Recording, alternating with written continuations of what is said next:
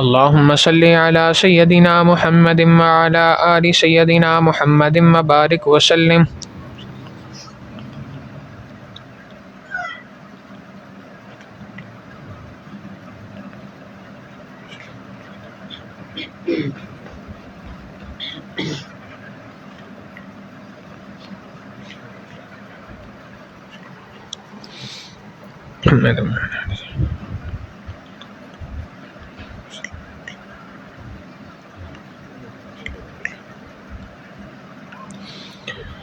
بسم الله الرحمن الرحيم. والله ذو فضل على المؤمنين. والله ذو فضل على المؤمنين. والله ذو فضل على المؤمنين.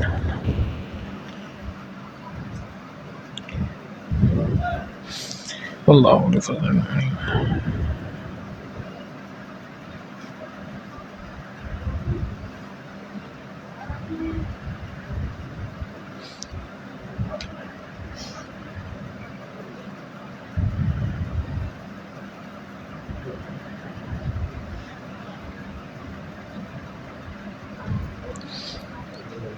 والله ذو فضل على المؤمنين.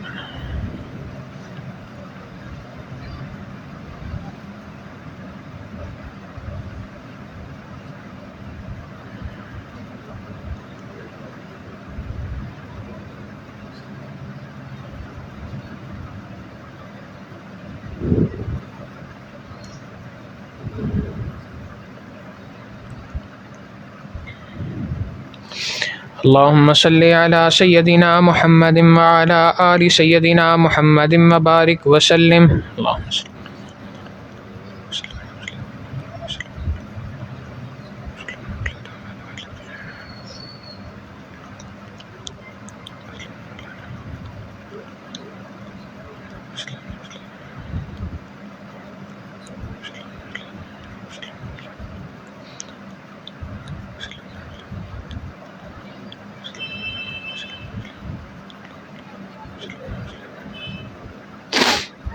اللهم صل على سيدنا محمد.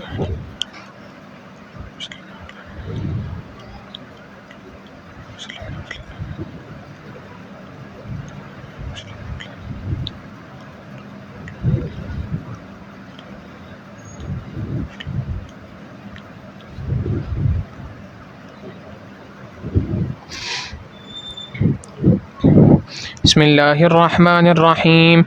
إنا لله وإنا إليه راجعون. إنا لله وإنا إليه راجعون. إنا لله وإنا إليه راجعون.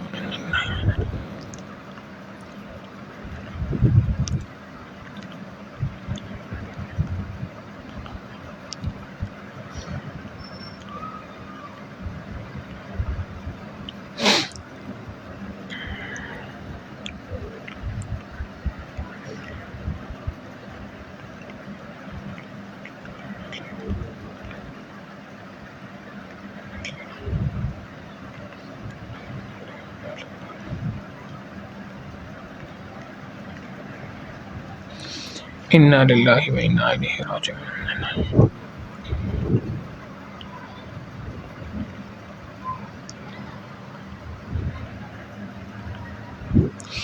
اللهم صل على سيدنا محمد وعلى آل سيدنا محمد وبارك وسلم.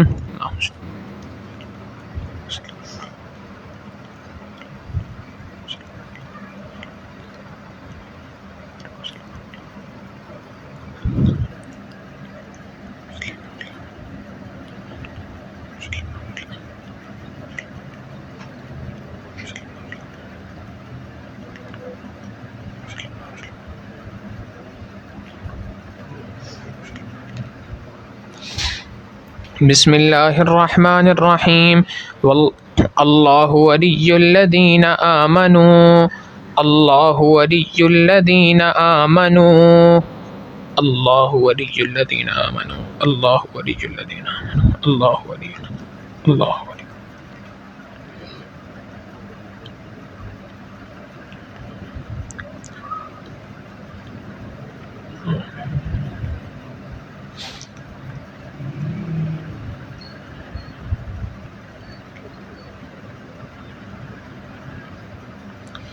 اللہ ولی الذین آمنوا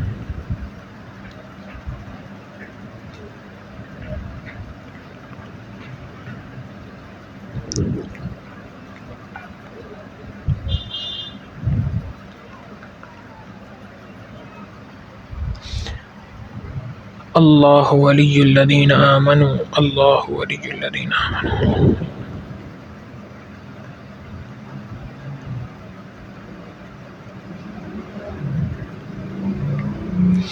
اللہم صلی علی سیدنا محمد وعلی آل سیدنا محمد وبارک وسلم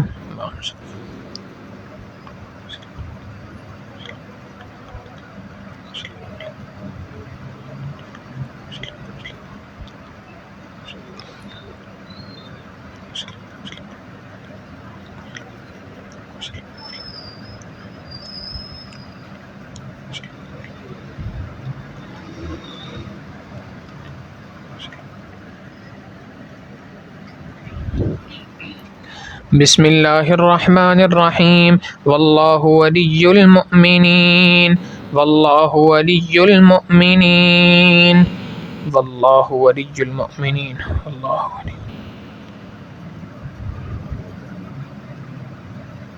واللہ ولی المؤمنین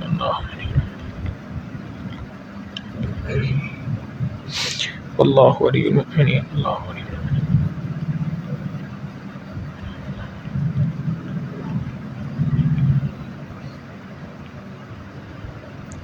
واللہ ولی المؤمنین واللہ ولی المؤمنین واللہ ولی المؤمنین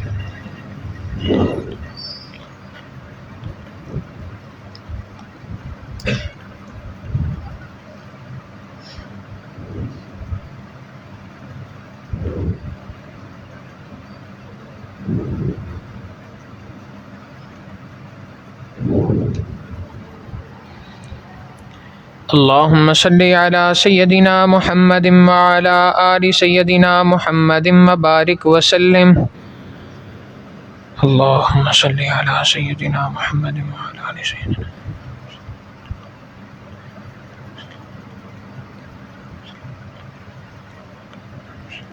اللہم صلی علی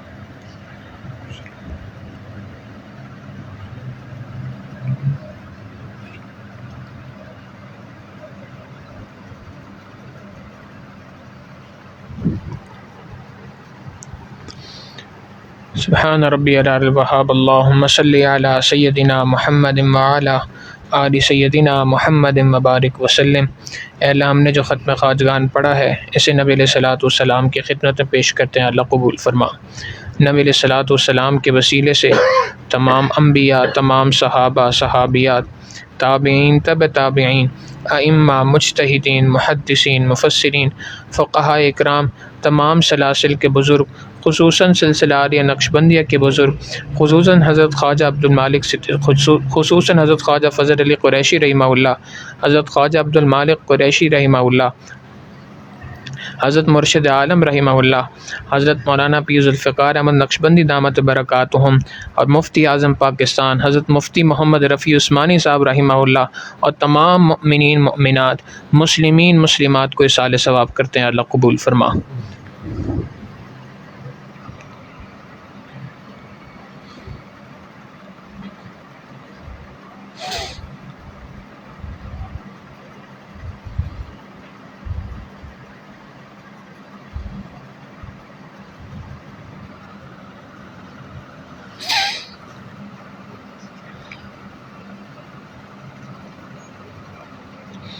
وصلی اللہ تعالی علی حبیبہ سیدنا محمد وآلہ واصحابہ اجمعین برحمتک یا ارحم الراحمین۔ الحمد للہ وکفی وسلام علی عبادہ الذین اصطفی، اما بعد فاعوذ باللہ من الشیطان الرجیم، بسم اللہ الرحمن الرحیم۔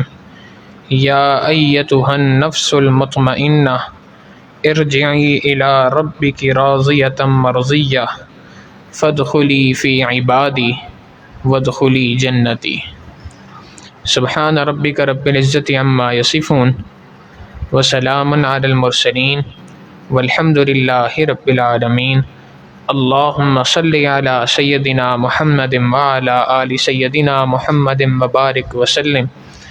اللہم صلی علی سیدنا محمد وعلی آل سیدنا محمد وبارک وسلم۔ اللہم صلی علی سیدنا محمد وعلی آل سیدنا محمد وبارک وسلم۔ اللہ رب العزت نے دنیا کے اندر بے تحاشا مخلوقات کو پیدا فرمایا اور انسان کو ان سب کے اوپر فضیلت عطا فرمائی، اور اللہ رب العزت نے اس انسان کے اندر خیر اور شر دونوں کے مادے کو رکھ دیا۔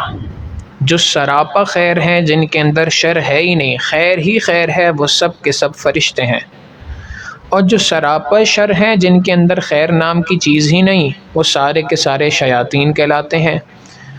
تو جو سراپا خیر وہ فرشتے، جو سراپا شر وہ شیطان، اور جو خیر اور شر کا مجموعہ وہ حضرت انسان۔ اللہ نے اس انسان کے اندر خیر کا مادہ بھی رکھا ہے، شر کا مادہ بھی رکھا ہے۔ اگر خیر کا مادہ شر کے مادے پر غالب آ جائے تو اس صورت میں یہ انسان اچھا انسان کہلاتا ہے، اور اگر شر کا مادہ اس کے اوپر غالب آ جائے تو اس صورت میں یہی انسان برا انسان کہلاتا ہے۔ شریعت مطہرہ نے انسان سے اس بات کا مطالبہ کیا ہے کہ تم اپنے اوپر خیر کو غالب کرو۔ یہ تو نہیں ہو سکتا کہ تم فرشتے بن جاؤ، تمہارے اندر نیکی ہی نیکی ہو، گناہ کا مادہ ہو ہی نہ، یہ ممکن نہیں ہے۔ یہ صرف انبیاء کے ساتھ تھا، یا انسانوں سے ہٹ کر اگر دیکھا جائے تو فرشتوں کے ساتھ تھا یہ معاملہ۔ نبی علیہ الصلوۃ والسلام نے تو یہاں تک بتا دیا کہ تم میں سے سب سے بہتر آدمی کون ہے، کس کو کہا جائے گا بہترین آدمی؟ اللہ کے محبوب صلی اللہ علیہ وسلم فرماتے ہیں کل بنی آدم خطاؤن، ہر آدم علیہ السلام کی اولاد میں سے ہر انسان خطا کا پتلا ہے، خطا کار ہے، غلطیاں اس سے ہوں گی۔ وخیر الخطائین التوابون، بہترین خطا کار وہ ہے جو اپنے گناہ پر، اپنی خطا پر فی الفور توبہ کرنے والا ہو۔ یعنی پتہ چلتا ہے کہ گناہ کا ہو جانا یہ عیب نہیں ہے، گناہ پر توبہ کا نہ کرنا یہ بہت بڑا عیب ہے۔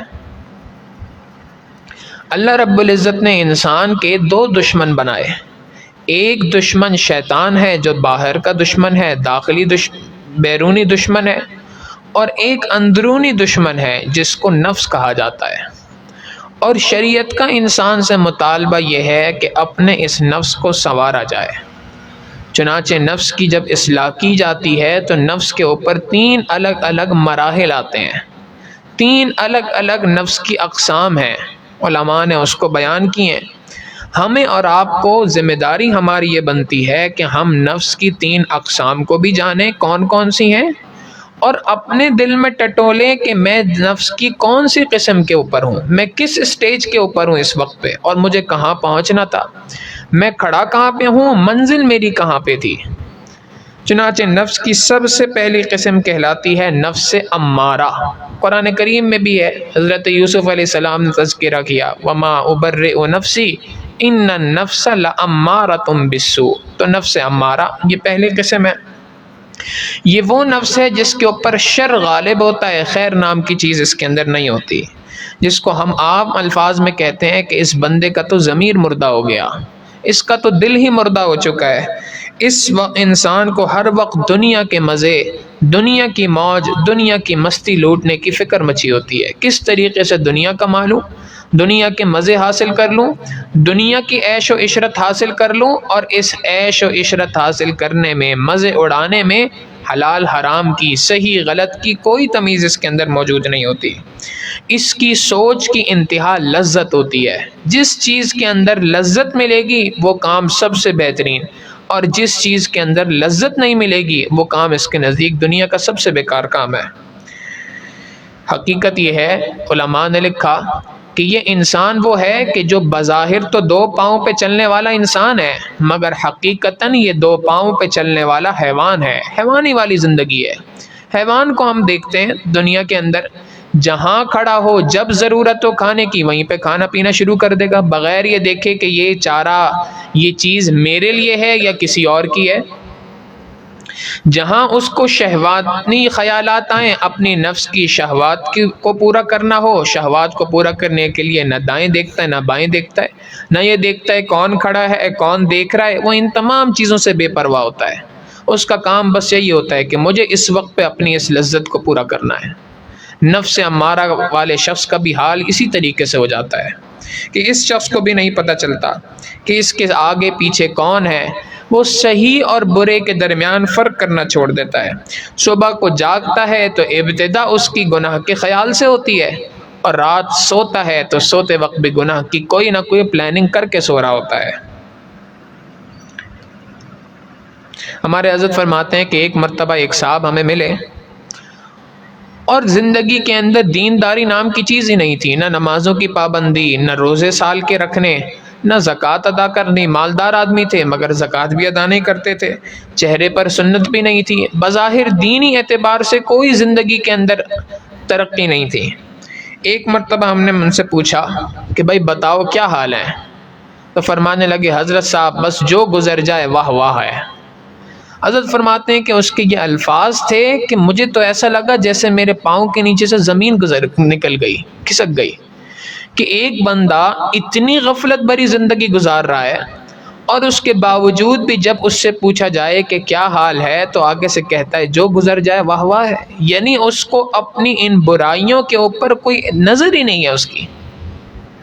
حدیث مبارکہ کے الفاظ ہیں، مفہوم ہے حدیث مبارکہ کا، علماء نے لکھا جو کوئی شخص بھی اللہ رب العزت جس شخص پر رحمت فرمانا چاہتے ہیں اس کے اوپر اس کے عیبوں کو کھول دیا کرتے ہیں، اور جس پر اللہ رب العزت کی ناراضگی کی مہر لگ جاتی ہے اللہ رب العزت دوسروں کے عیب اس کے سامنے کھول دیا کرتے ہیں۔ اپنے عیب نظر نہیں آتے، دوسروں کے عیبوں کے پیچھے لگا ہوتا ہے۔ یہ نفس امارہ کی پہچان ہے۔ ایسا انسان نیک لوگوں کو بھی ہمیشہ ابلیس کی نظر سے دیکھتا ہے۔ ایسے لوگوں کو، ایسا انسان ہمیشہ نیک لوگوں کو، علماء کو، صلحاء کو بھی بری نظر سے دیکھتا ہے، عیب ڈھونڈنے کے اندر لگ جاتا ہے۔ نیک انسان ہوگا اس کے بھی عیب ڈھونڈے گا، برا انسان ہوگا اس کے تو عیب نظر ہی آ رہے ہوتے ہیں سامنے۔ تو نفس امارہ کی پہچان ایک بڑی یہ ہے کہ انسان عیبوں کے اندر لگ جائے۔ ایک علامت یہ بتائی کہ ایسا شخص گناہ کے اندر جری ہو جاتا ہے، اس کو پرواہ نہیں ہوتی۔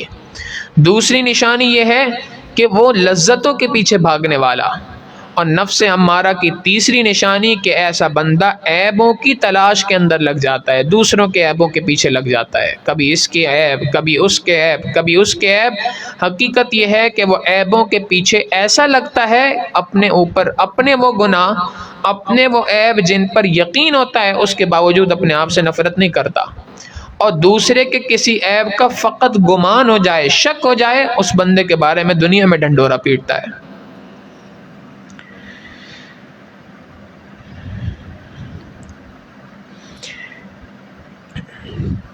تو یہ نفس امارہ ہے۔ اس نفس امارہ کی کچھ اور علامتیں علماء نے لکھی۔ ایک علامت تو یہ ہے کہ جب اس بندے کے اوپر شہوت آتی ہے، شہوت کے غلبے کے وقت اس کی عقل خبت ہو جاتی ہے۔ جس وقت پہ شہوت کا غلبہ ہوگا اس وقت پر عقل بالکل ختم ہو جائے گی، اس کو پتہ نہیں ہوگا۔ اس وقت پہ وہ حلال، حرام، صحیح، غلط، ان تمام چیزوں کی پہچان سے بہت ماورا ہو جائے گا، بہت دور چلا جائے گا۔ اس کو بس اس وقت پہ یہ پتا ہوگا کہ میں نے اپنی اس شہوت کو پورا کرنا ہے۔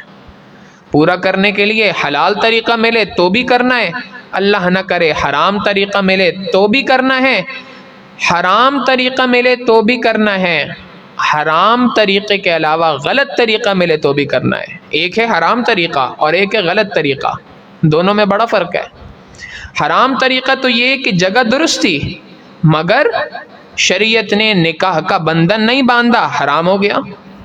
اور غلط طریقہ یہ کہ شریعت مطہرہ نے کسی بھی صورت میں اس طرف جانے کو انسان کو منع کر دیا، یہ غلط طریقہ ہے۔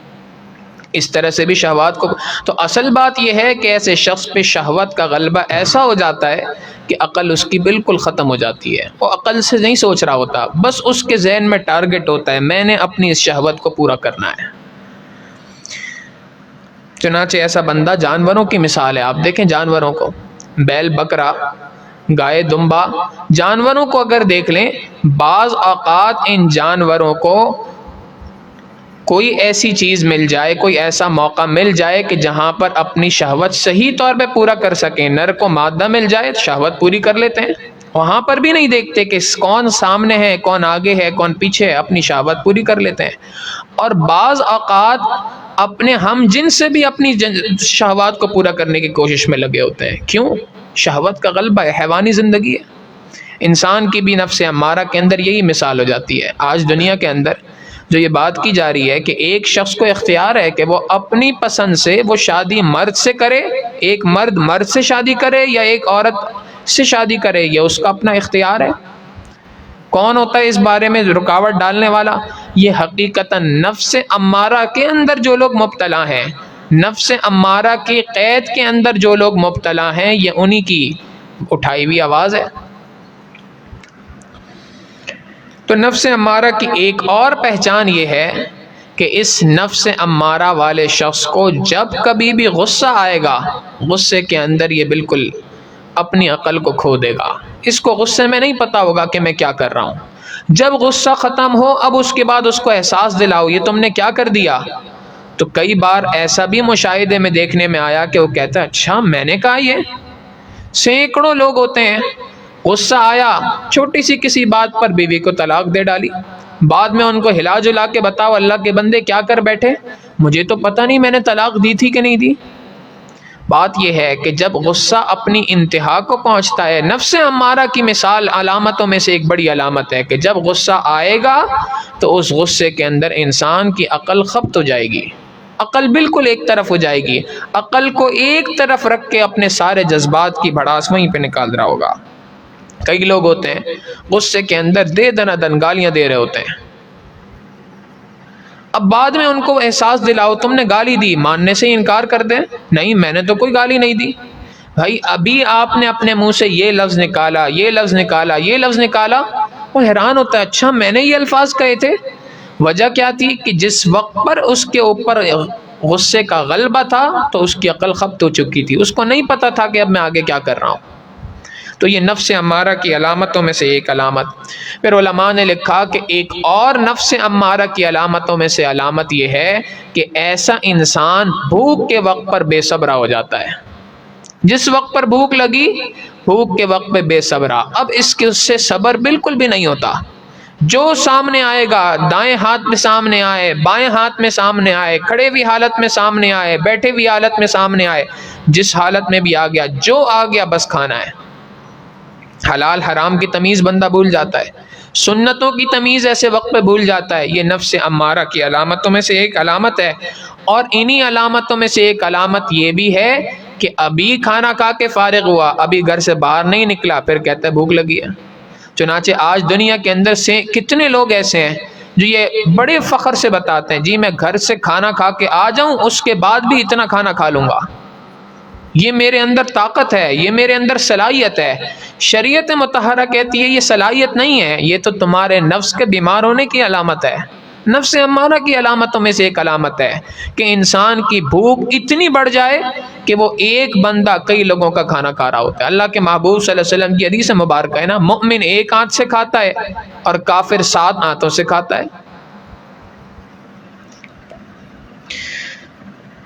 اور ایک اور علامت علماء نے لکھی کہ نفس امارہ کی ایک علامت یہ کہ جس وقت پر بہادری دکھانی ہو، شجاعت کے وقت میں بزدلی کا اظہار کرتا ہے۔ یہ بھی نفس امارہ کی علامتوں میں سے ایک علامت۔ گھر کے اندر ہوگا تو بڑا تیس مار خان بنے گا، لیکن جس وقت پر شجاعت دکھانے کی ضرورت تھی، جس وقت پر بہادری دکھانے کی ضرورت تھی، اس وقت پر انسان کی جان جاتی ہے۔ اگر ایسے قرآن کریم کہتا ہے کہ اگر ان لوگوں سے کہہ دیا جائے، یہ نفس امارہ والے ہی تو لوگ ہیں منافقین، قرآن کریم کہتا ہے اگر آپ ان سے متفیدہ انزلت سورۃ محکمۃ وذکر فیہا القتال، اگر ان پر کوئی سورت نازل ہو جائے جس کے اندر جہاد کا ذکر ہو، رأیت الذین فی قلوبہم مرض ینظرون الیک نظر المغشی علیہ من الموت، یہ آپ کی جانب ایسے دیکھ رہے ہوں گے جیسا کہ ان کے اوپر موت طاری ہو گئی، جیسا کہ ان پہ موت طاری ہوئی ہوئی ہے، شکل ایسی بنی ہوئی ہوگی کہ بس اس وقت میں مرنے کے لیے جا رہے ہیں۔ یہ نفس امارہ کی علامتوں میں سے ایک علامت ہے کہ شجاعت کے وقت پر انسان بزدلی دکھائے۔ اور نفس امارہ کی علامتوں میں سے ایک علامت یہ بھی ہے کہ انسان مطلب پرست ہو جاتا ہے. مطلب نکل آیا تو اس وقت پر ہر کسی سے تعلقات بنانے کو تیار، اور جہاں مطلب ختم ہو گیا وہاں پہ اس کو پہچاننے سے انکار. آج دنیا کہتی ہے جی وقت پڑے تو گدھے کو بھی باپ بنانا پڑتا ہے. یہ نفس امارہ کی علامتوں میں سے علامت ہے کہ وقت پڑے تو گدھے کو باپ بنا لیا، اور جب وقت ختم ہو گیا تو سگے باپ کو بھول گیا.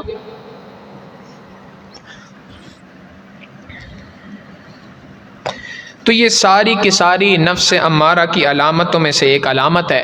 اور ایک اور علامت علماء نے لکھی نفس امارہ کی یہ ہے کہ انسان ناشکر بن جاتا ہے. اللہ رب العزت کی نعمتیں بے تحاشا اس کے اوپر ہوں گی، مگر ان نعمتوں کے باوجود ناشکری کا اظہار کر رہا ہوگا. ہمارے حضرت ایک واقعہ سناتے ہیں کہ ایک مرتبہ ایک صاحب سے ملاقات ہوئی. اللہ رب العزت نے انہیں اتنی نعمتیں عطا فرمائی تھیں، اتنا اچھا ان کا کاروبار تھا.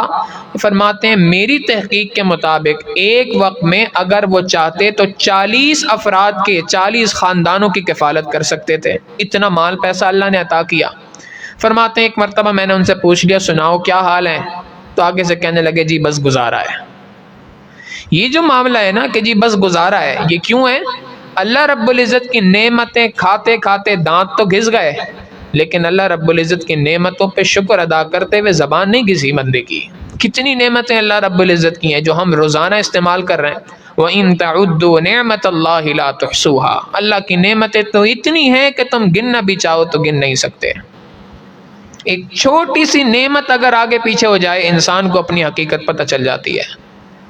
چنانچہ اس عاجز نے کئی مرتبہ واقعہ سنایا کہ ہمارے حضرت نے ایک مرتبہ بات ارشاد فرمائی کہ ہمارے پاس ایک مہمان آئے، ڈاکٹر صاحب تھے، کھانا ان کو پیش کیا. کھانا کھانے کے بعد ہم نے کہا ڈاکٹر صاحب لیٹ جائیں آرام کر لیں، تو کہنے لگے جی میں آرام ایسے کروں گا کہ بس پیچھے ٹیک لگا کے بیٹھ گئے اور ٹانگیں سیدھی کر لی. بھئی کیوں؟ فرمانے لگے کہ انسان کے جو معدے کے اندر ایک وال لگا ہوتا ہے جس کو نو ریٹرن والو کہتے ہیں، فلیپر ہوتا ہے، جو کھانا اندر چلا جاتا ہے اس کو باہر نکلنے نہیں دیتا. کئی مرتبہ بچے کھانا کھانے کے بعد الٹا لٹک جاتے ہیں، مگر صحت مند ہوتے ہیں تو عام طور پہ کھانا باہر نہیں آتا ان کا. کیوں؟ اس لیے کہ وہ وال لگا ہوتا ہے، وہ وہاں پہ بند کر دیتا ہے کھانے کو، معدے کے منہ کو بند کر دیتا ہے.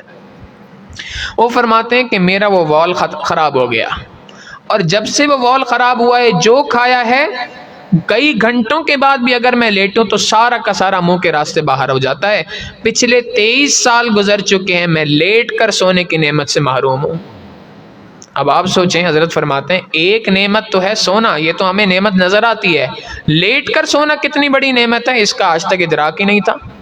ہمارے ایک قریبی ساتھی، ان کی آنکھ کا ایک بال جو تھا وہ ٹوٹ گیا، چھوٹا سا بال، کتنا سا ہوتا ہے آنکھ کے اوپر جو پلکوں کے اوپر بال ہوتا ہے، کتنا معمولی سا بال ہے، چھوٹا سا بال ٹوٹا، اندازہ نہیں ہوا. کچھ دن کے بعد دیکھا تو آنکھ بھی پھولی ہوئی ہے، یہ پورا جسم، یہ جو گال کا یہ حصہ ہے یہ بھی سارا کا سارا پھولا ہوا ہے. بھئی کیا ہو گیا؟ ڈاکٹر کے پاس گئے، انہوں نے کہا جی آپ نے آنکھ کو ایسے رگڑا تھا، رگڑنے کے اندر ایک بال آپ کا جو ٹوٹا وہ بال توڑ ہو گیا وہاں پہ. اب اس بال توڑ کی وجہ سے پورا یہ جسم کا حصہ پھول گیا ہے، اب آپ کو اتنے دن تک اینٹی بائیوٹک کھانی پڑے گی. اب ہم غور کریں تو کتنی بڑی نعمت ہے کہ ہم روزانہ سینکڑوں بار اپنی آنکھوں کو ملتے ہیں، کبھی بال توڑ نہیں ہوتا. یہ اللہ رب العزت کی کتنی بڑی نعمت ہے. یہ پلکوں کا اپنی جگہ پہ وجود کا ہونا یہ کتنی بڑی نعمت ہے. ایک ڈاکٹر نے اس کے اوپر تحقیق اپنی پیش کی، وہ کہتے ہیں کہ اگر یہ پلکوں کے بال نہ ہوں تو انسان کے لیے پلک جھپکنا کوئی حیثیت نہیں رکھتا اس کے بعد. کیوں؟ اس لیے کہ یہ جو پلکوں کے اوپر بال ہیں یہ بال وائپر کا کام دیتے ہیں، جو گرد مٹی آتی ہے ان تمام گرد مٹی کو یہ صاف کرتے ہیں، آنکھ کے اندر جانے نہیں دیتے. ایک صاحب کا انہوں نے واقعہ لکھا کہ ہمارے پاس ایک صاحب آئے، ان کا ایک ایکسیڈنٹ ہوا جس میں ان کی پلکوں کے بال جو تھے وہ ٹوٹ گئے. اب آئے ہمارے پاس اور کہنے لگے جی پلکوں کے بال ٹوٹ گئے، کیا کیا جائے؟ ہم نے کہا بھائی اب آپ کے کرنے کا کام یہ ہے کہ اب آپ ہر تھوڑی دیر کے بعد اپنی آنکھ کو دھوتے رہا کریں، کیونکہ اب جو مٹی اندر جانے سے روکنے والی چیز تھی وہ ختم ہو گئی ہے. فرماتے ہیں کہ اب وہ چند دن تو آنکھوں کو دھوتا رہا، مگر بار بار آنکھ میں پانی پڑنے سے آنکھ بھی خراب ہونے لگی، نیچے کی جانب پس بھی پڑنے لگ گیا۔ ہمارے پاس آیا، ہم نے ان سے کہا کہ بھائی آپ کو یہ جو پس پڑ رہا ہے اس کا علاج یہ ہے کہ آنکھوں کو دھونا چھوڑ دیں۔ کہنے لگا ڈاکٹر صاحب آنکھ نہیں دھوؤں گا تو آنکھ کے اندر دھول مٹی آئے گی۔ ہم نے کہا جی دھول مٹی کا علاج یہ ہے کہ آنکھ کو دھو لو۔ وہ کہنے لگا کہ دونوں طرف میں پھنس رہا ہوں، دونوں طرف میرے لیے مصیبت ہے، کروں تو کیا کروں؟ وہ کہنے لگے بھائی اس کا علاج دنیا میں کسی کے پاس نہیں ہے۔ یہ اللہ رب العزت کی اتنی بڑی نعمت، آج تک ہم نے اس کا ادراک ہی نہیں کیا۔ تو حقیقت تو یہ ہے کہ اللہ رب العزت کی ایک ایک نعمت پہ غور کرتے چلے جائیں۔ حقیقت یہی ہے کہ انسان شاید دنیا کے اندر درختوں کے پتوں کو تو گن سکے، شاید ریت کے ذرات کو تو گن سکے، شاید کہ بارش کے قطروں کو گن سکے، مگر اللہ رب العزت کی نعمتیں جو انسان کے اوپر ہیں اس کو گن نہیں سکتا۔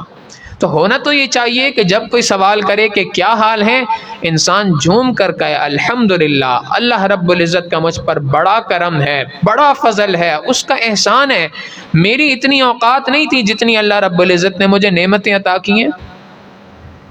تو نفس امارہ کی ایک بڑی علامت یہ بھی ہے کہ نفس امارہ والا شخص جو ہوتا ہے اس کو نعمتوں کی قدردانی نہیں ہوتی، ناشکری والی زندگی گزار رہا ہوتا ہے۔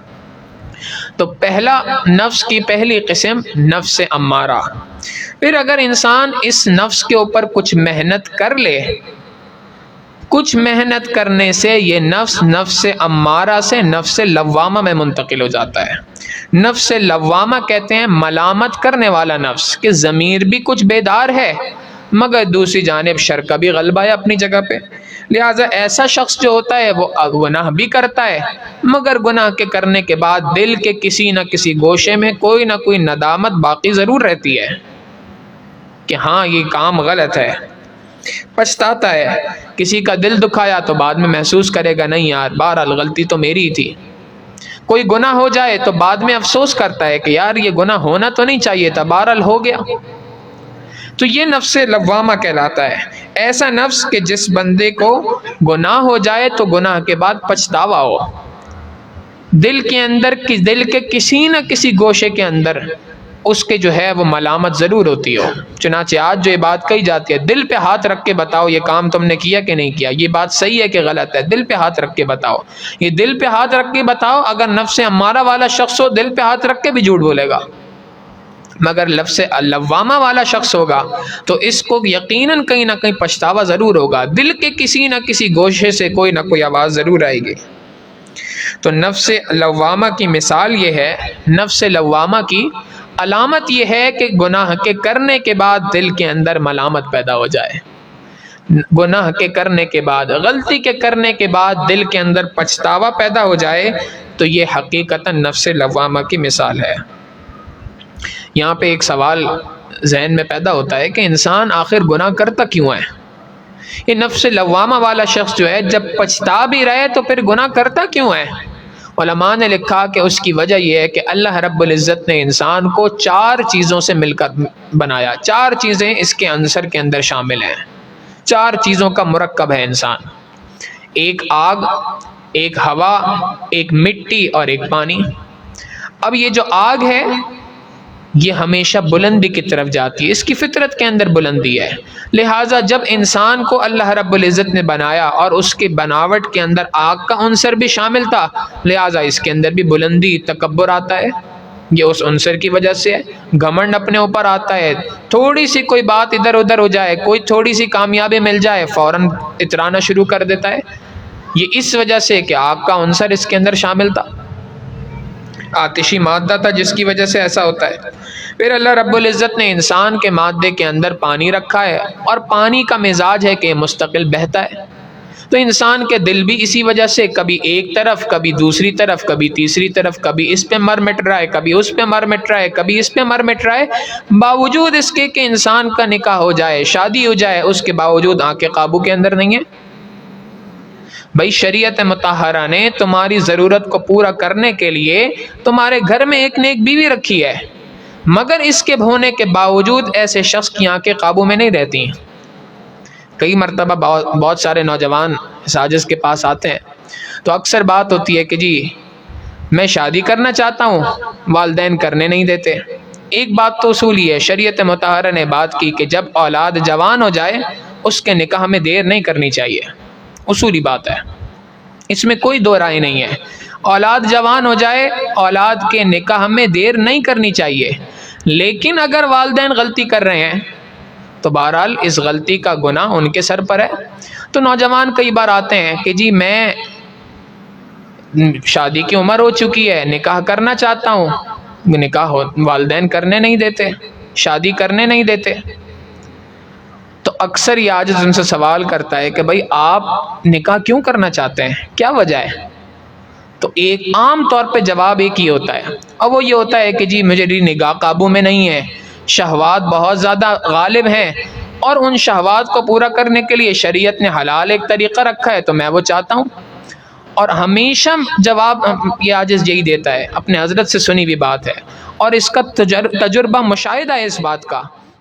اکثر جواب یہی ہوتا ہے کہ آپ کی اگر نکاح ہو بھی جائے، شادی ہو بھی جائے، تب بھی نگاہیں قابو میں نہیں آئیں گی، بلکہ ہمارے حضرت فرماتے ہیں کہ تجربہ یہ ہے کہ جب کسی شخص کا نکاح ہو جاتا ہے، شادی ہو جاتی ہے، شادی شدہ مرد کی نگاہیں زیادہ غلیظ ہو جاتی ہیں۔ کیوں؟ اس لیے کہ نگاہ کے ادھر ادھر ہونے کا تعلق یہ دل کی بیماری کے ساتھ ہے، اس کا تعلق شہوات کے ساتھ نہیں ہے، شہوت کے پورا ہونے کے ساتھ نہیں ہے، بلکہ اس کا تعلق حقیقتاً اللہ کے محبوب صلی اللہ علیہ وسلم کی حدیث مبارکہ ہے، حریص آدمی، لالچی آدمی وہ ہے کہ اس کو اگر ایک جنگل سونے کا دے دیا جائے تب بھی وہ دوسرے جنگل کا مطالبہ کرے گا، یہ لالچی آدمی ہے۔ تو یہاں پر بھی حرص ہے شہوت کی، اس حرص کا علاج دل کو قابو کرنا ہے، بجائے اس کے کہ نکاح کیا جائے۔ اگر ایک نکاح کے بجائے 4 نکاح بھی کر دیے جائیں، نکاحیں قابو میں نہیں رہ سکتی۔ اسے نگاہ کا قابو میں کرنا یہ حقیقتاً نفس لوامہ، نفس امارہ کو نفس مطمئنہ کی طرف لے جانے کی ایک تحریک ہے۔ تو بہرحال اللہ رب العزت نے انسان کو پہلی نفس کی قسم بنائی جس کو کہا جاتا ہے نفس امارہ۔ اگر اس پر کچھ محنت کر لے تو اس صورت میں انسان کو نفس لوامہ حاصل ہو جاتا ہے، اور نفس لوامہ وہ ہوتا ہے کہ جب اس کے اوپر شیطان کا حملہ ہوتا ہے، شیطان وسوسے ڈالتا ہے، ان وسوسوں کے اندر اگر وہ کسی گناہ میں مبتلا ہو جائے، بیماری میں مبتلا ہو جائے، گناہ میں مبتلا ہو جائے، تو دل میں ندامت کہیں نہ کہیں ضرور پائی جاتی ہے۔ یہ نفس لوامہ کی مثال ہے، نفس لوامہ کی علامت ہے۔ یہاں ایک اور بات بھی ذہن میں رکھنی چاہیے، اور وہ یہ ہے کہ انسان پر جو مختلف شیطان کی جانب سے حملے ہوا کرتے ہیں، مختلف قسم کے وسوسے جو انسان کے ذہنوں میں آتے ہیں، سب سے پہلی بات تو دیکھنے کی یہ ہے کہ یہ وسوسہ جو میرے اوپر آ رہا ہے یہ شیطان کی جانب سے ہے کہ نفس کی جانب سے ہے۔ دونوں کا ٹریٹمنٹ الگ ہے، دونوں کا علاج الگ الگ ہے۔ تو سب سے پہلے پہچان یہ ہے کہ یہ نفس کی جانب سے ہے کہ شیطان کی جانب سے ہے۔ علماء نے بڑا آسان سا طریقہ بتایا، اگر کسی انسان کو کوئی وسوسہ آئے، کوئی برائی کا خیال آ جائے، تو برائی کے خیال کو فوراً جھٹک دے۔ اب جھٹکنے کے بعد تھوڑی دیر کے بعد دوبارہ برائی کا خیال آئے گا، یہ جو خیال دوبارہ آیا، اگر یہ پرانا ہی خیال دوبارہ لوٹ کے آیا ہے، پہلے بھی ایک گناہ کا خیال تھا، اب بھی اسی گناہ کا خیال آیا ہے، تو یہ اس بات کی علامت ہے کہ وسوسہ نفس کی جانب سے ہے۔ اور اگر دوسری جانب خیال کسی اور گناہ کا آیا ہے تو یہ علامت ہے اس بات کی کہ یہ نفس کی جانب سے نہیں ہے، شیطان کی جانب سے ہے، اس لیے کہ دونوں کا آبجیکٹو، دونوں کا ٹارگٹ کچھ اور ہے۔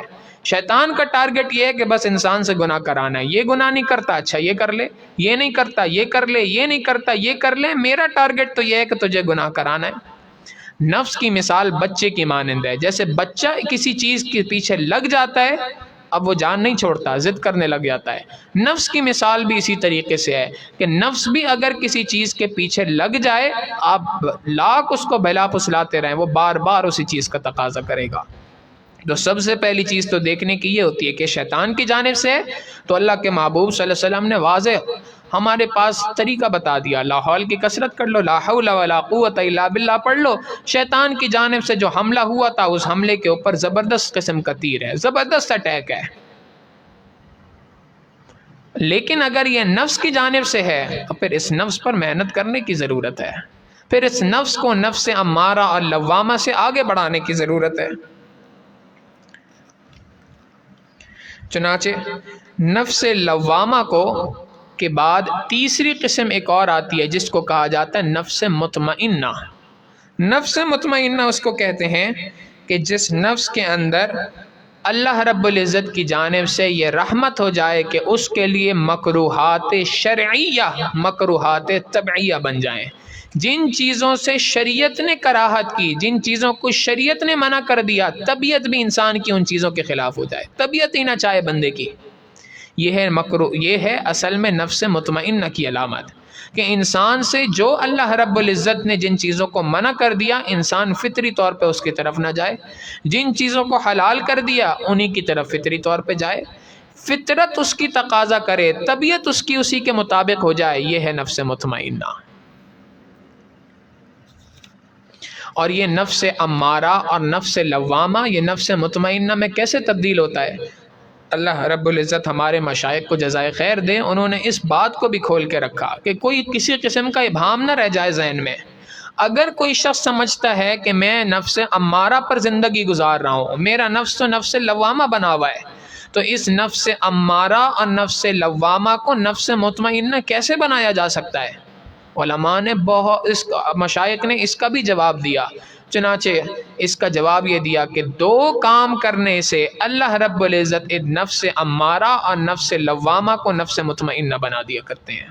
پہلی بات ارشاد فرمائی اتباع سنت، سنت کی اتباع کرنے سے اللہ رب العزت نفس کو نفس مطمئنہ بنا دیا کرتے ہیں، ہر کام میں سنت کی اتباع کرے۔ دیکھیے اللہ کے محبوب صلی اللہ علیہ وسلم کی سنتیں کیا تھیں، سونے کی سنت کیا تھی، جاگنے کی سنت کیا تھی، لیٹنے کی سنت کیا تھی، کپڑے بدلنے کی سنت کیا تھی۔ یہ عاجز اس سے پہلے سینکڑوں بار عرض کر چکا ہے کہ سنت کے اوپر عمل کرنا کوئی مشکل کام نہیں ہے، کوئی راکٹ سائنس نہیں ہے دنیا کی، بہت آسان کام ہے۔ کچھ کام ایسے ہیں جو ہم روزانہ دنیا کے اندر کرتے ہیں، روزانہ اپنی زندگی کے اندر کرتے ہیں، روزانہ سوتے ہیں، روزانہ جاگتے ہیں، روزانہ کپڑے بدلتے ہیں، روزانہ بیت الخلاء جاتے ہیں، روزانہ بیت الخلاء سے باہر آتے ہیں، روزانہ مسجد جاتے ہیں، روزانہ مسجد سے باہر آتے ہیں۔ یہ کچھ کام ہیں جو روزانہ انسان کرتا ہے۔ جب یہ روزمرہ کے کام ہیں، ایک دن نیت کر لے اس ہفتے میں نے اس کام کو سنت کے مطابق کرنا ہے۔ مثال کے طور پہ اس ہفتے میں نے یہ پریکٹس کرنی ہے کہ اللہ کے محبوب صلی اللہ علیہ وسلم کی سنت کے مطابق سونا ہے، اگلے ہفتے اللہ کے محبوب صلی اللہ علیہ وسلم کی سنت کے مطابق مسجد میں داخل ہونا ہے۔ چند ہفتوں کی محنت ہے، یہ چند کام اگر سنت پر آ جائیں، یہی کام انسان سنت کے مطابق کر لے تو 80-85% انسان کی زندگی خود بخود سنت پہ آ جاتی ہے۔ یہ کوئی مشکل کام نہیں ہے کرنے کا، یہ کوئی راکٹ سائنس نہیں ہے کہ جس کے لیے کوئی سالوں کی محنت ہو اس کے بعد جا کے ہو، نہیں، یہ تھوڑی سی محنت، تھوڑی سی توجہ کی ضرورت ہے۔ کھانا روزانہ کھا رہے ہیں، بس یہ دیکھ لیں کہ اللہ کے محبوب صلی اللہ علیہ وسلم دائیں ہاتھ سے کھایا کرتے تھے، اس کا اہتمام کر لیں۔ نبی علیہ السلام کھانے سے پہلے دعا پڑھا کرتے تھے، اس کا اہتمام کر لیں۔ اللہ کے محبوب صلی اللہ علیہ وسلم کھانے میں کسی قسم کا عیب نہیں نکالا کرتے تھے، اس کا اہتمام کر لیں۔ یہ چند بنیادی چیزیں ہیں، ان کا اہتمام کر لیں۔ یہی کھانا جو پہلے کھا رہے تھے اور یہ ایک مباح کام تھا، جائز کام تھا، اللہ کے محبوب صلی اللہ علیہ وسلم کی سنت کے مطابق کر لیں۔ امام ربانی مجدد الفسانی رحمہ اللہ فرماتے ہیں سنت پر ایک سنت پہ عمل کرنا 1000 رکعت نفل پڑھنے سے بہتر ہے۔ چنانچہ ارشاد فرمایا کہ اگر ایک شخص دوپہر کے وقت پہ دوپہر کا کھانا کھا کر 1000 رکعت نفل پڑھتا ہے اور ایک بندہ سنت کی نیت سے 10 منٹ قیلولہ کر لیتا ہے، یہ 10 منٹ قیلولہ کرنے والا 1000 رکعت نفل پڑھنے والے سے زیادہ فضیلت رکھتا ہے، اس لیے کہ اس نے سنت کو زندہ کیا ہے۔ تو اللہ کے محبوب صلی اللہ علیہ وسلم کی سنتوں کے مطابق زندگی گزاری جائے۔ سنت کے مطابق زندگی گزارنے سے اللہ رب العزت اس نفس کو نفس مطمئنہ بنا دیتے ہیں، پہلا کام۔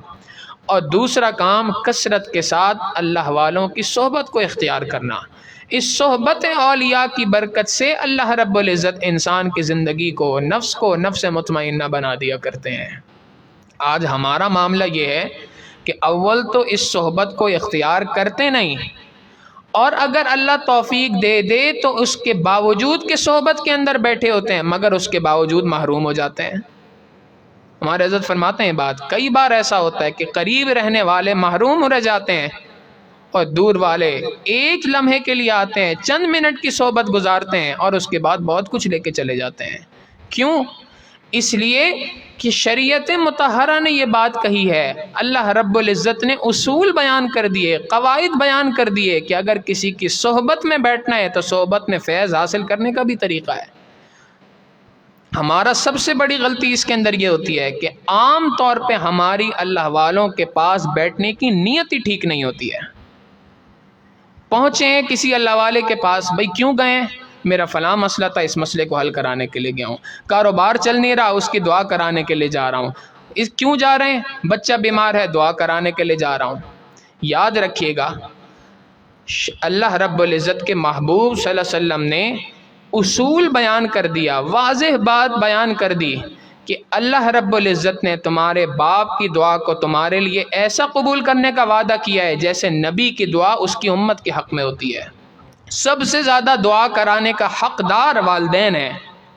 مشائخ کے پاس دعا کرانے کے لیے آنا کوئی غلط بات نہیں ہے، دعا کے لیے کہنا کوئی غلط بات نہیں ہے، مقصد نہیں ہونا چاہیے۔ اگر صرف دعا ہی کرانی تھی تو اس کے لیے اللہ نے ایک بہت بڑا خزانہ گھروں میں دیا، والدین کے پاس جائے بندہ دعا کرائے، کس نے منع کیا ہے؟ مشائخ کے پاس آنے کا مقصد دعا کرانا نہیں ہے۔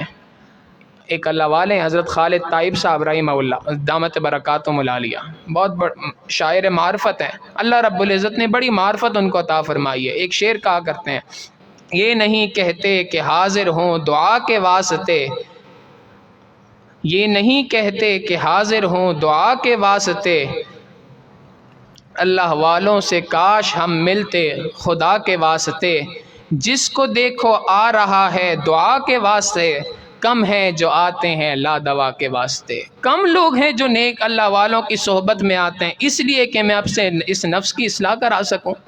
کم لوگ ہیں جو اللہ والوں کے پاس آتے ہیں اس لیے کہ میں اپنے اس دل کو ٹھیک کرا سکوں، میں اللہ کی محبت کو حاصل کر سکوں، اللہ کی معرفت کو حاصل کر سکوں۔ میرے آنے کا مقصد یہ ہے، میرے آنے کا آبجیکٹو یہ ہے۔ تو پہلی بات تو ہماری طرف سے کوتاہی یہ ہوتی ہے کہ ہم اللہ والوں کی صحبت میں جاتے ہیں، جاتے وقت اپنی نیت کو درست نہیں رکھتے۔ نیت درست ہونی چاہیے کہ میرا مقصد اللہ رب العزت کو حاصل کرنا ہے، اپنے اس نفس کو نفس مطمئنہ بنانا ہے۔ اور دوسری بات کہ جب اللہ والوں کی صحبت میں جایا جائے تو وہاں پر جا کر اپنے آپ کو ہر چیز سے خالی، علماء نے لکھا، مشائخ نے لکھا، حضرت امام ربانی مجدد الفسانی رحمہ اللہ نے لکھا، شیخ کی صحبت میں بیٹھ کر فیض حاصل کرنے کا طریقہ یہ ہے کہ اپنے دل کو ہر چیز سے خالی کر کے بیٹھو، ہر چیز سے خالی کر کے بیٹھو۔ جب ہر چیز سے خالی کر کے بیٹھو گے تو اس کے بعد دیکھو اللہ رب العزت کیسے تمہیں فیض عطا فرماتے ہیں۔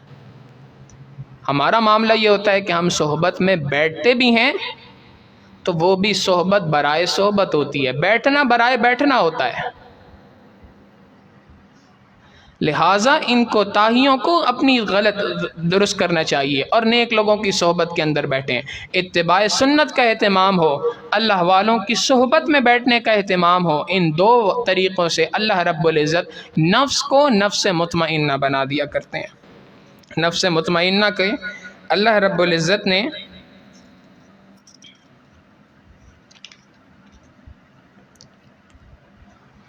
نفس مطمئنہ حاصل کرنے والے کو اللہ رب العزت کس طرح کا مقام عطا فرماتے ہیں، اس کی سوچ کتنی گہری ہو جاتی ہے۔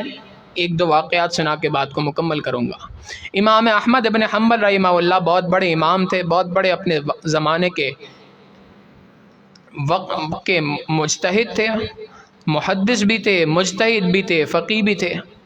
چنانچہ ایک مرتبہ اپنے بیٹے کے ساتھ بیٹھے تھے کہ ایک عورت آئی اور حضرت امام احمد بن حنبل رحمہ اللہ سے سوال کیا، حضرت ایک مسئلہ پوچھنا ہے۔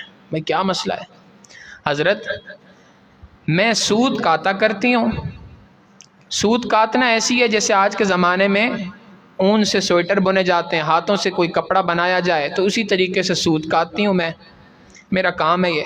تو میں سود کاٹ رہی تھی تو اچانک چاند کی روشنی میں بیٹھ کے سود کاٹ رہی تھی، اتنے میں ایک بادشاہ کا قافلہ آیا اور وہاں سے گزر گیا۔ بادشاہ جو گزرا تو اس کے پیچھے کچھ لوگ تھے، اس کے رعایا میں سے، وزیروں میں سے، خادمین میں سے، جنہوں نے مشعلیں اٹھائی ہوئی تھیں، بادشاہ کے جو سواری تھی اس کو راستہ فراہم کرنے کے لیے روشنی کا انتظام کیا ہوا تھا۔ کچھ دیر جو میں نے سود کاٹا تو وہ اس مشعل کی روشنی کے اندر تھا، اندازہ نہیں ہوا مجھے، وہ چلے گئے۔ بعد میں ذہن میں یہ بات آئی کہ بادشاہوں کا جو مال ہوتا ہے یہ تو ظلم کی وجہ سے کمایا جاتا ہے، تو ظلم سے مال کمایا گیا، اس سے جو ہے وہ دیا جلایا گیا، مشعل جلائی گئی، اور اس کی روشنی میں میں نے سود کاٹا، تو یہ سود تو شاید درست نہیں ہوا۔ آپ بتائیے کیا اس کو بیچ کر پیسہ کمانا میرے لیے حلال ہے کہ حرام ہے؟ اب امام احمد بن حنبل رحمہ اللہ کا جواب بھی بڑا مختلف تھا۔ عام طور پہ فقہاء نے لکھا کہ اس صورت میں گنجائش ہے، اجازت ہے، بندہ بیچ سکتا ہے اس کو، اس لیے کہ وہ اس بندے کے لیے فقط نہیں جلائی گئی تھی، وہ جلائی کسی اور مقصد سے تھی، ہاں اس نے بھی استعمال کر لیا۔ مگر امام احمد بن حنبل رحمہ اللہ نے فرمایا اے عورت، تیرے لیے سود کا کاتا ہوا سود بیچنا تیرے لیے جائز نہیں، اس کو ویسی صدقہ کر دے۔ اب وہ عورت چلی گئی۔ اس کے جانے کے بعد بیٹے نے حضرت امام احمد بن حنبل رحمہ اللہ سے پوچھا ابا جان یہ کیا معاملہ، اتنا سخت فتویٰ؟ حالانکہ فقہاء نے تو یہ بات نہیں لکھی جو آپ نے کہی ہے۔ انہوں نے آگے سے فرمایا کہ بیٹا تو جانتا نہیں ہے یہ عورت کون ہے، ابا جان آپ بتا دیجئے کون ہے۔ ارشاد فرمایا یہ حقیقتاً بشر حافی کی بہن ہے، اور بشر حافی کی بہن ہے۔ یہ گھرانہ ایسا ہے کہ بہت سارے کام جو میرے اور تمہارے لیے جائز ہیں اس گھرانے کے لیے جائز نہیں ہے، یہ بہت اونچے مقام پہ رہنے والے لوگ ہیں، تجھے ان کا مقام اس طرح سے سمجھ نہیں آئے گا۔ ایک بزرگ گزرے داؤد بلخی رحمہ اللہ، ایک مرتبہ حاکم وقت نے فیصلہ کر لیا، اعلان کر دیا کہ اس ملک کے اندر رہنے والے جتنے لوگ ہیں ان پہ جو ٹیکس لگتا ہے اس ٹیکس میں 1000% اضافہ ہوگا، یعنی اگر پہلے 1 روپیہ دیتا تھا ایک بندہ ٹیکس میں تو اب 1000 روپے دے گا، تو اچانک سے بہت بوجھ بڑھ گیا عوام کے اوپر۔ داؤد بلخی رحمہ اللہ کے بھی اللہ والے تھے، یہ بھی تاجر تھے، یہ بھی پریشان تھے اس وجہ سے کہ حکومت نے، حاکم نے اتنا ٹیکس لگا دیا اچانک سے۔ گھر آئے تو بیوی نے پریشان دیکھا تو پوچھا کہ کیا ہوا؟ انہوں نے بتایا کہ جی اس طریقے سے معاملہ پیش آیا ہے، حاکم وقت میں بادشاہ سلامت نے اتنا ٹیکس لگا دیا۔ داؤد بلخی رحمہ اللہ کی اہلیہ نے کہا کہ آپ پریشان نہ ہوں۔ اس نے اپنا سارا زیور نکالا، ایک پولٹری میں بانا، وہ زیور کلو کے حساب سے تھا، بہت سارا زیور تھا، اور اس نے بادشاہ کو وہ زیور بھیجا، اور ساتھ میں ایک چٹھی لکھی، ایک پرچی لکھی، اور اس میں کہا کہ بادشاہ سلامت، ہمارے شہر والے اس بات کی طاقت تو نہیں رکھتے کہ آپ کو اتنا ہیوی ٹیکس دے سکیں، مگر میری استطاعت جتنی تھی، میری طاقت جتنی تھی، وہ میں اپنے شہر والوں کی جانب سے اتنا ہی کچھ کر سکتی تھی، لہٰذا آپ اس کو قبول کر لیں اور اس کے بدلے ہمارے شہر کے لوگوں پر سے ٹیکس کو معاف کر دیں۔ بادشاہ نے جب وہ پرچی دیکھی تو اس کو بھی حیا آئی کہ اگر ایک عورت کو اپنے عوام پر، اپنے لوگوں پر اتنی زیادہ ان کے ساتھ ہمدردی ہو سکتی ہے تو میں تو بادشاہ ہوں، یہ میری رعایا ہے، مجھے بھی ہمدردی ہونی چاہیے۔ چنانچہ اس نے نہ صرف یہ کہ ٹیکس کا وہ حکم واپس لے لیا بلکہ وہ سارا کا سارا زیور واپس پہنچا دیا کہ یہ تم رکھ لو۔ اب داؤد بلخی رحمہ اللہ کی اہلیہ کے بعد جب وہ زیور آیا تو جس بندے نے پہنچایا اس کو انہوں نے پوچھا سنو یہ بتاؤ کیا بادشاہ سلامت نے اس پولٹری کو کھول کے دیکھا تھا اس میں زیور کو یا نہیں دیکھا تھا؟ اس سے کہا بادشاہ نے دیکھا تھا۔ فرمانے لگی اس کو اٹھاؤ اور لے جا کے صدقہ کر دو۔ جس عورت کے زیور پر بادشاہ کی نظر پڑ چکی ہو، عورت کے لیے اس زیور کو پہننا درست نہیں ہے۔ جس کے زیور پر نامحرم کی نظر پڑ گئی اس عورت کے لیے اس زیور کا پہننا درست نہیں ہے، لہٰذا لے جاؤ اور یہ سارا کا سارا زیور اللہ کے راستے میں صدقہ کر دو۔ جب انسان کا نفس مطمئنہ بن جاتا ہے، نفس امارہ نفس مطمئنہ میں تبدیل ہو جاتا ہے تو اس کے بعد اس کی سوچ کا زاویہ اس طریقے سے تبدیل ہو جاتا ہے۔ اللہ رب العزت فرماتے ہیں کہ جو کوئی شخص بھی نفس مطمئنہ کو حاصل کرتا ہے اس کا انعام سب سے بڑا یہ ملے گا کہ کل جب وہ اپنی قبر سے اٹھے گا اللہ رب العزت اس کو دیکھ کے مسکرائیں گے، وہ اللہ کو دیکھ کے مسکرائے گا۔ اس وقت پر اللہ رب العزت کی جانب سے اعلان اس کے لیے ہوگا یا ایتھا النفس المطمئنہ، اے نفس مطمئنہ ارجعی الی ربک راضیۃ مرضیہ، لوٹ اپنے پروردگار کی طرف اس حال میں کہ تو اپنے رب سے راضی اور تیرا پروردگار تجھ سے راضی۔ فادخلی فی عبادی وادخلی جنتی، اے نفس مطمئنہ نیک لوگوں میں شامل ہو کر تو جا اور جا کے جنت میں داخل ہو جا۔ اللہ رب العزت سے دعا ہے کہ اللہ رب العزت ہمیں بھی یہ نفس مطمئنہ کی دولت نصیب فرمائے، ہمارے نفس امارہ کو بھی نفس مطمئنہ میں تبدیل فرمائے۔ وآخر دعوانا ان الحمد للہ رب العالمین۔